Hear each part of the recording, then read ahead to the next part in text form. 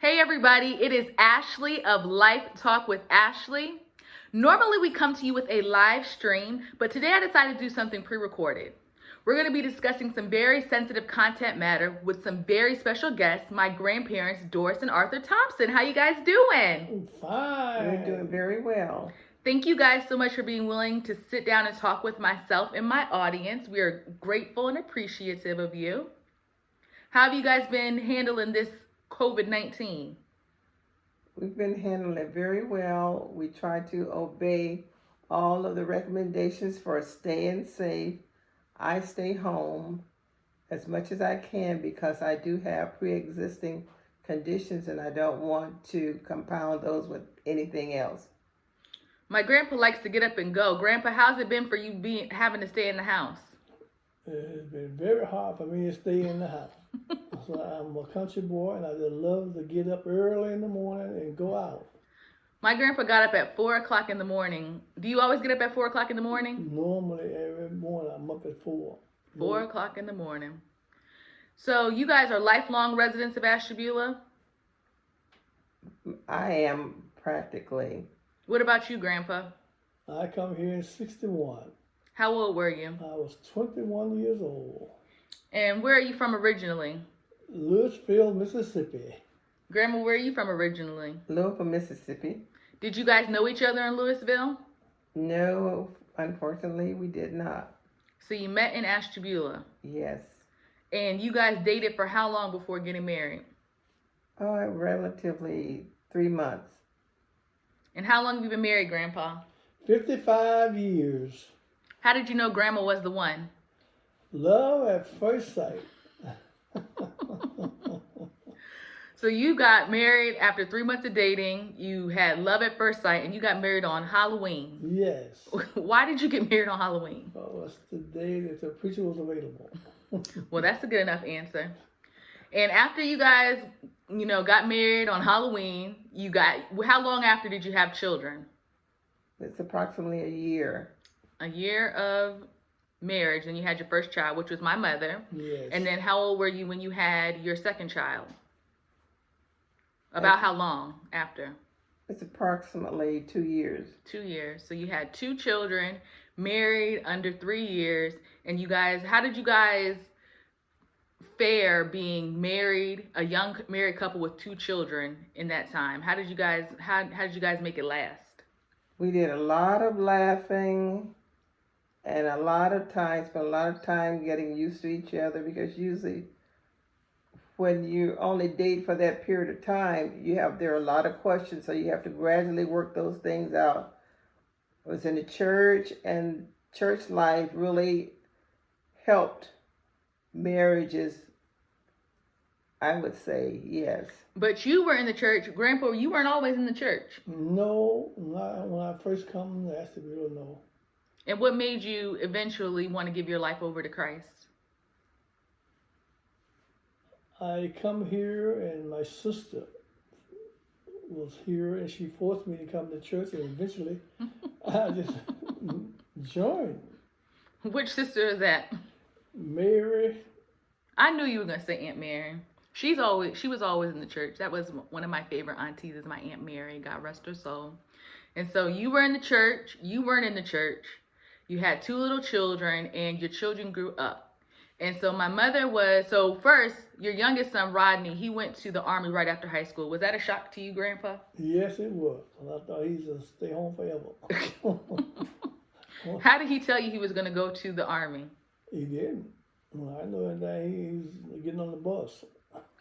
So he just said, I'm out of here. Yes, he did. And so my mother stayed home and she got married. Tell me about the first time that you met my dad, Grandma.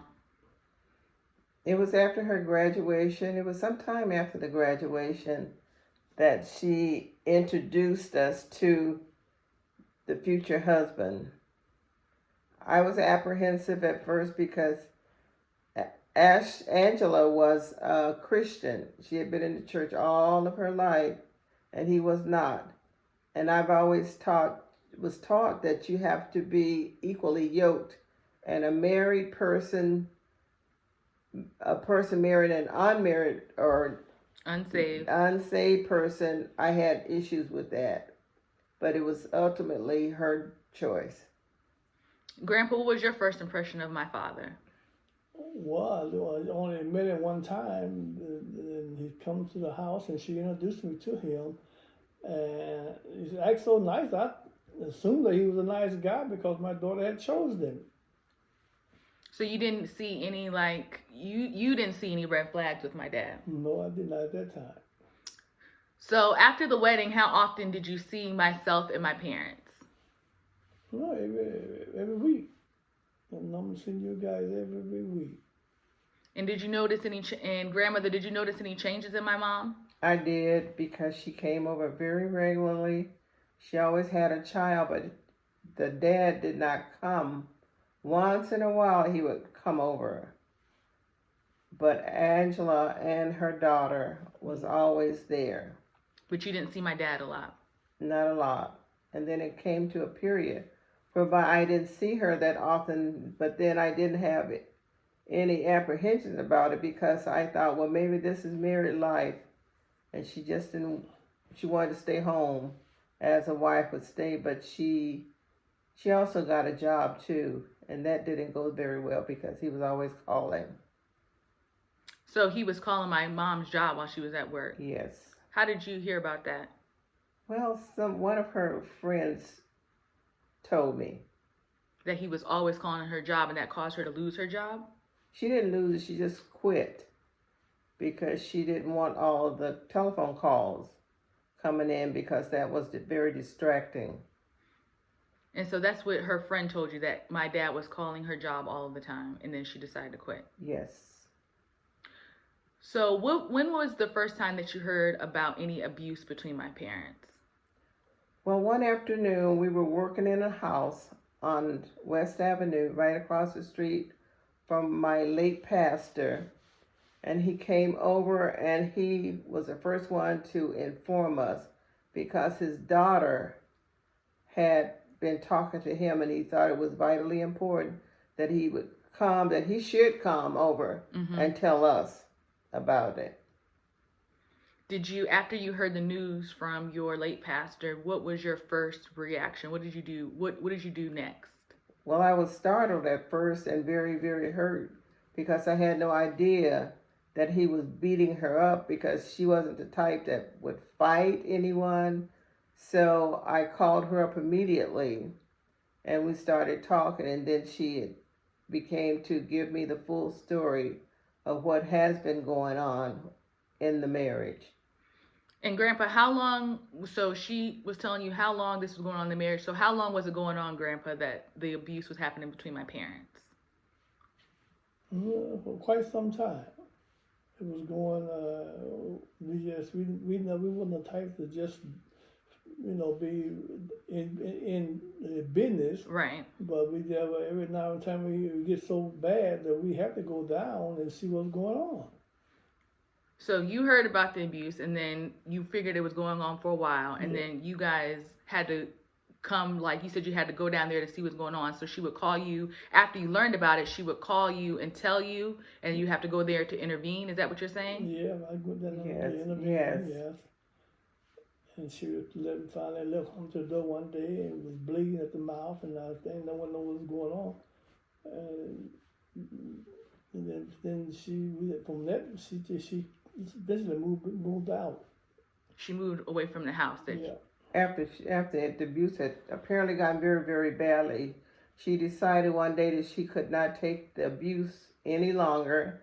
So she came to our house along with you, Ashley, and she said, I can't stay there anymore. And that was fine. We accepted her, because I've never believed in any abuse. I've never had to go through it. I had witnessed it times past and gone with other people, but I never knew that we would ever have to endure any abusement, and it came by means of her coming home. So we quickly decided that, yes, come on home, because no woman should go through this.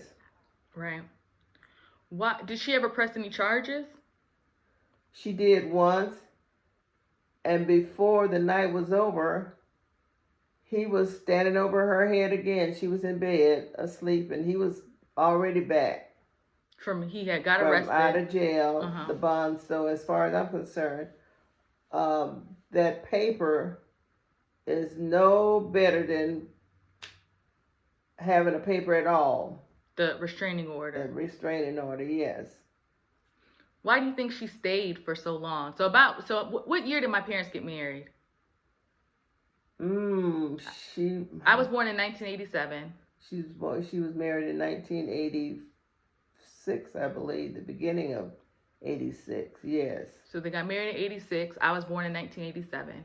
So she had called the police at one time and they arrested my dad, but that same night you said he was out and he was correct back at the house intimidating her. Yes. And I knew of a gentleman on the police force, so I called him up and asked him if he would go down and do a wellness check. And when he got there, nobody would open the door because he would not allow her to open that door, and he wouldn't open the door. So the policeman thought everything was fine, but it wasn't. And so let's go back to when my mom just decided she was tired of this. She moved in with you. So how long did she stay with you until he ultimately killed her? Approximately a week and a half. Wow.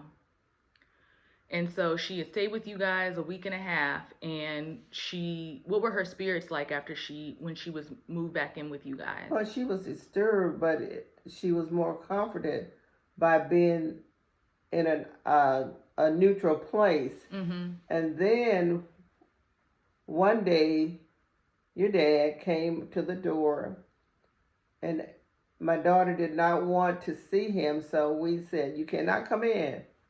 And the last thing I heard him say was, "Mr. Thompson, you're going to be sorry." And it disturbed me, but I never took it very seriously to really think in my heart that anybody would kill somebody. Right. It never entered my mind. But then that Friday night, we were in bed and you were in bed, and one of our friends knocked at the door. It was approximately 11 something, and she said, "You all have to come to the hospital right away." And I looked at her, and she was really, really, really suffering from anxiety. And I said, "Well, what is it?" She wouldn't tell me what it was. She said, "You just got to come right now." So we hastily put on our clothes and we went to the hospital. And I found out that my daughter was dead. Mm. Wow. So did a sheriff tell you at the hospital, or? No, it was just people there were people there waiting. We didn't know. They knew before we did. And that always seems to be the case. Other folk would know before you would find out. Right. And at that point, I found out that she had died. And she was only a block away from the hospital. So what happened is my mother and one of her dear friends were at Shortstop, and my father was stalking them. Is that correct? Stalking my mother? Yes. And if anybody's familiar with Ashtabula, Shortstop is a drive-in store where you can get wings, drinks, sodas, things like that. And they were coming out of the driveway and drive-through. My dad was there, and he murdered her, as well as Miss Phyllis. Miss Phyllis Fleming. Is that her name? That was her previous name, but I don't remember her last name. That was her maiden name. Mm-hmm. And so he ended up murdering them both. And Miss Phyllis, she has 2 children that are a little older than me, and my dad ultimately killed them both. Yes. And what I understand from my dad's side of the family is after that happened, he jumped over like a ledge that was over behind Shortstop, and he walked all the way to Columbus, pretty much. And there was a manhunt for him. Is that correct? That's correct. I don't know how he got to Columbus. I just knew that we were receiving a lot of phone calls during the time in which she passed and the time that the funeral had taken place. I never knew people could be so cruel as at that time, because our phone constantly rang, then they wouldn't say anything. So they would just call and not say anything. Right, and that's when I heard about call forwarding and all those different devices that they have on the phone, because we had people that we knew, church folk that worked for the telephone company, and they set up those devices for us. But the phone calls just kept coming, and it was frustrating and it was frightening, very, very unsettling. But we got through it. So this was happening from the time my mother died until the time of her funeral, that you were receiving these phone calls. Yes. And what do you contribute, Grandpa? How did you think that you got through those difficult times with losing your child and then people, harassing you and then having to bury your child? What do you think got you through those difficult times?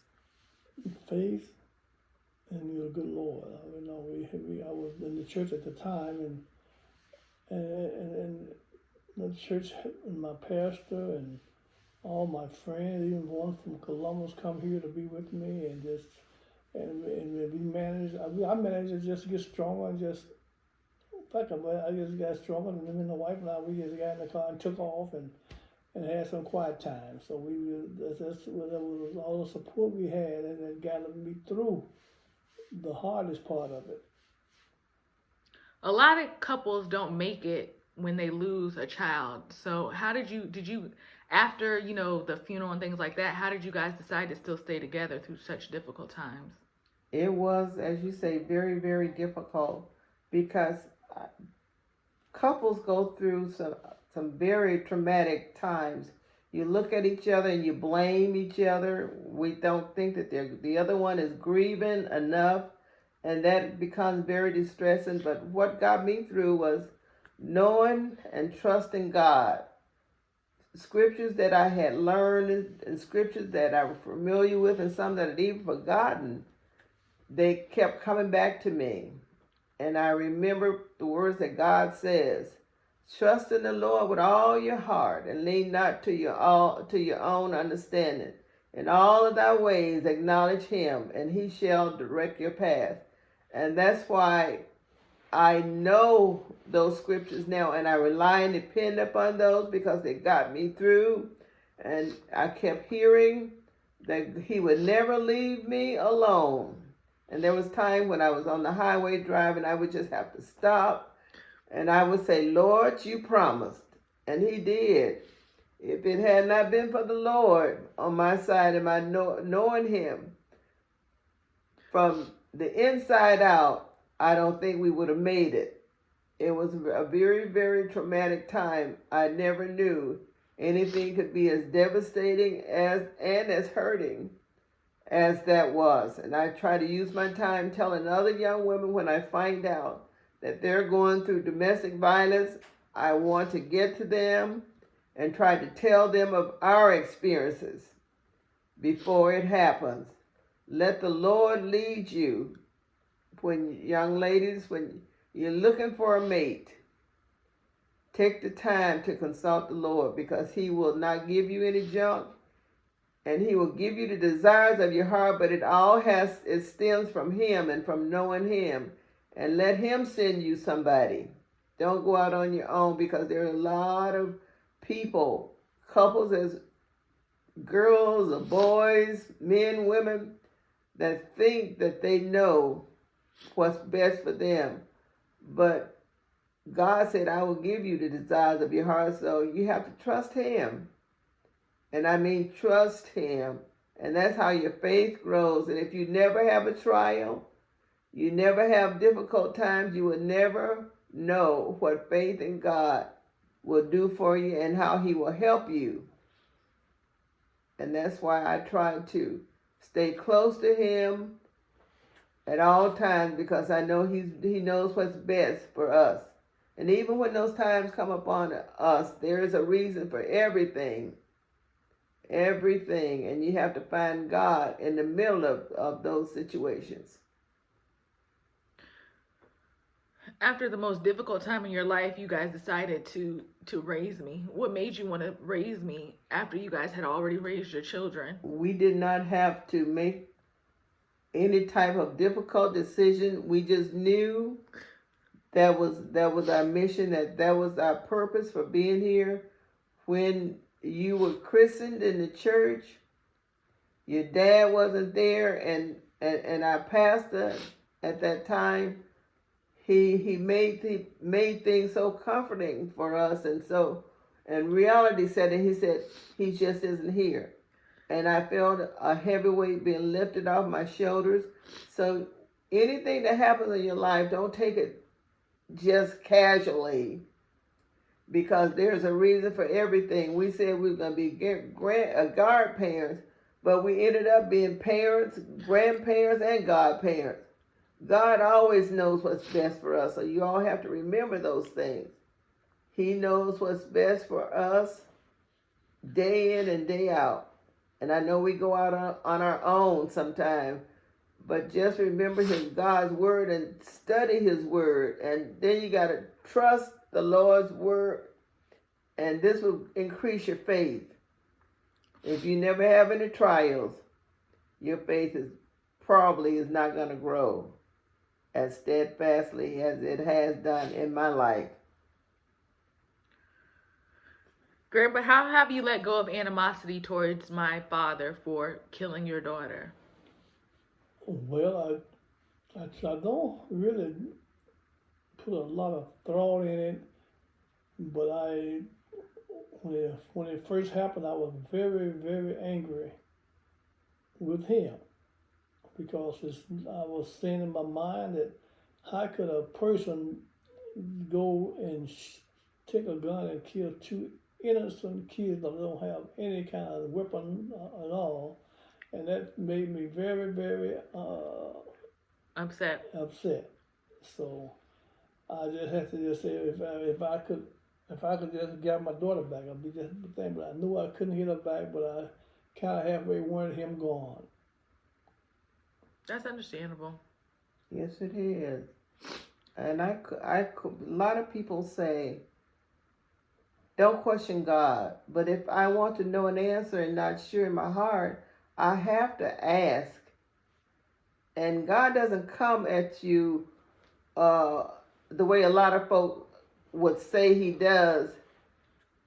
I read his word. His word tells me things that I need to know. And there have been times when it was just a whisper. He will whisper to me, things that I wanted to know. I was uneasy. And forgiveness is not very easy. Right. However, reading the Lord's word, I know he tells us he will not forgive us if we don't forgive other folk. And I don't want anything between me and the Lord. And I also know forgiveness is the key. You don't live with animosity and bitterness and hatred in your life. So you have to let it go. Right. You have to, don't hang on to it. Do not hang on to it, because it's not so much about you, but it's about what God says, and he's saying it within your heart and you know it. He said, trust him. If you carrying all this baggage on the inside, it tells me that we're not really trusting God. Sometimes you can only take one little thing at a time. And so take that, try to let it go. I'm not saying it's easy, because it's not easy. And I hear people say after tragedy has occurred on a certain day, the next day they're telling me, oh, I forgive them. I find that hard to believe, because I did not go through that process. I had to go through different things, forgiveness, guilt, all those things at a certain time. It didn't just automatically happen. So you have to grow in the Lord, just like everything else. It's a process, and it takes time to go through those things. But when Jesus was on the cross and the two thieves was hanging there, and they both were guilty, but Jesus said, today you will be with me in paradise. And we know no sin is going to go to heaven. We know if you have a heart that's unforgiven, you're not going to dwell with the Lord, because in that place, I believe that there's going to be peace, tranquility, and rest. I believe those things, and You have to trust the Lord. I agree. Well, I think that's a good note to end on. I appreciate you guys so much. I here this week, and I got to I'm spending quality time with my grandparents, and especially just want to thank my grandfather, because my grandpa didn't work when I was coming up. He was not able to work because of health reasons, but my grandpa took me to daycare. My grandpa took me to Baton. My grandpa took me horseback riding. My grandpa took me to Disney World. Well, both my grandparents took me to Disney World. My grandpa took my braids out. My grandpa went to all of our basketball teams, even though we were the worst basketball team ever. We only won one game in the 7th grade, and my grandparents just, when I always think about, after you raise your children and, you're getting closer to retirement, that's your time to enjoy. But they decided to sacrifice that time for me and do it all over again with the sports and with the going here and with the sleepovers. And I just appreciate you guys. And I just appreciate you guys being so candid on camera and sharing this with people. So I hope that anybody who's in a domestic violence situation finds the strength to get out. I hope you love yourself enough not to let anybody mistreat you. I hope that you hold tight to your loved ones, and I hope you just live every day like it's your last day. So thank you, Grandma and Grandpa. You're welcome. Thank you. Everybody have a great day. We'll talk to you soon.